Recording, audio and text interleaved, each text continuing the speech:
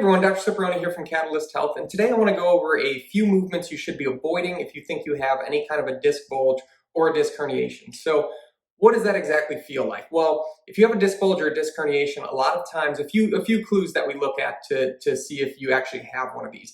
First thing is your pain's going to be much worse in the morning. The reason being is those discs in the middle of your back, these guys right here, they actually fill up with fluid overnight. It's called a process called invasive. So they fill with fluid and they swell, and that's going to put more pressure on the disc, possibly more pressure on the nerves in the low back, and cause more pain. They do that overnight because as you lay down, the fluid is not being pushed out by your body pushing down on the discs. So when you're laying down, those are nice and relaxed, and they can pull fluid in. So a lot of times in the morning, that pain's going to be worse, possibly even developing some sciatica.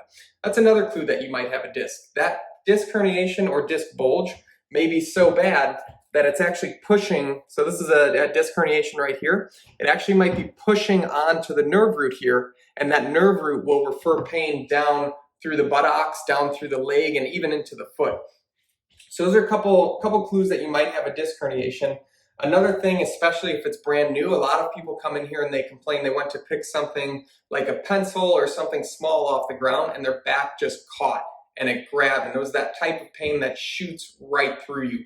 That's another indication that you may have some sort of disc pathology, whether it's a bulge or herniation or a protrusion could be present in the spine. So now that you know you may have one of those, what exactly do you want to do so that you don't continue to aggravate it?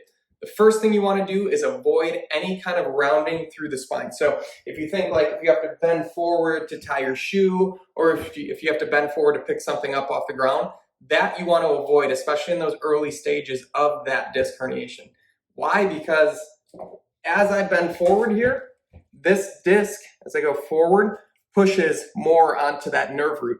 So once you bend forward, the disc pushes further out the back and causes more pressure onto that nerve root. So we definitely want to avoid that in the first stages of that disc herniation. That doesn't mean you have to avoid bending forward forever. It just means that in those early stages, it could aggravate it more and make it worse.